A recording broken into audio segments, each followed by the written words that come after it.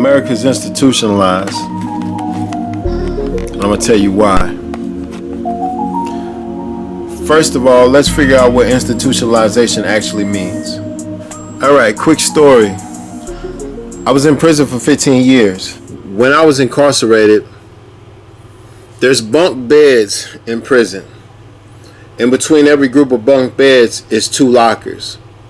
2 lockers for those individuals in that space to occupy.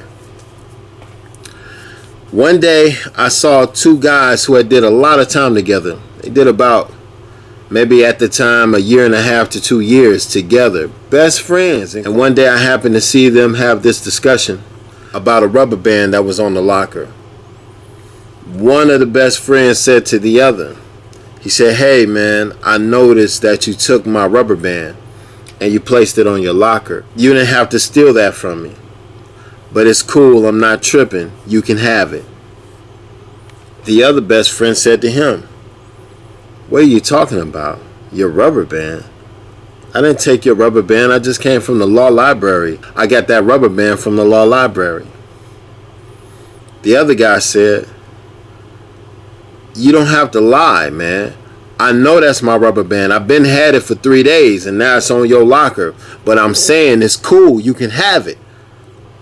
The other guy said, "Man, you talking crazy as hell. That's my rubber band, punk. And don't say nothing else about it. Don't be accusing me of something I didn't do." Long story short, right after that, them 2 engaged in one of the most brutal fights I ever seen while doing my time in prison. A straight out battle royal over a 2-cent rubber band, trying to kill each other. That's what institutionalization is.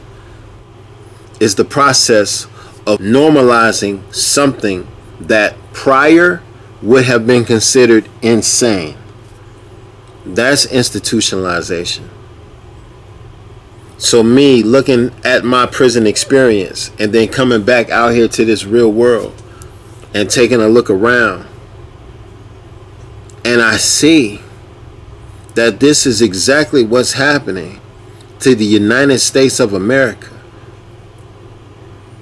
We are normalizing things that used to be considered insane. Gun violence at an all-time high. An epidemic. Children being slaughtered. And people carelessly and callously change the channel and try to look for the latest gossip on Kylie Jenner. That is lunacy.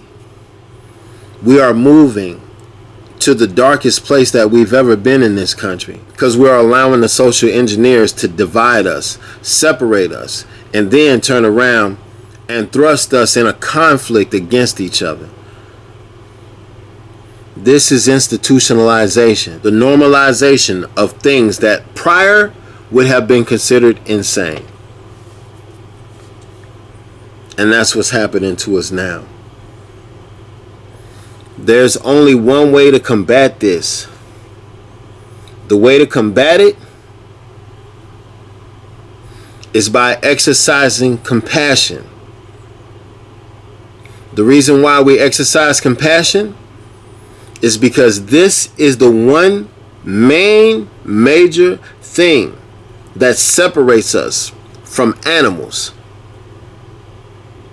The social engineers of this country work hard to separate us and have us clash on all sides to go against one another, regardless of who you are. Because you're black and you're white. Because you're male and you're female. Because you're straight and you're gay. Because you're Republican and you're Democrat. Because you're conservative and you're liberal. These are the tools that they use to keep us all under control. They use this so they can keep our eyes covered and going at each other instead of looking at who the real perpetrators of the most vicious crimes against humanity are. But if we exercise compassion, then we have broken that curse. Because compassion gives us the ability to recognize each other as human beings and to begin to work together and be there for one another, to bring the people all together. And once the people are all together, that is the only time you experience power. America is institutionalized. But you can fight this institutionalization by exercising compassion for your fellow man.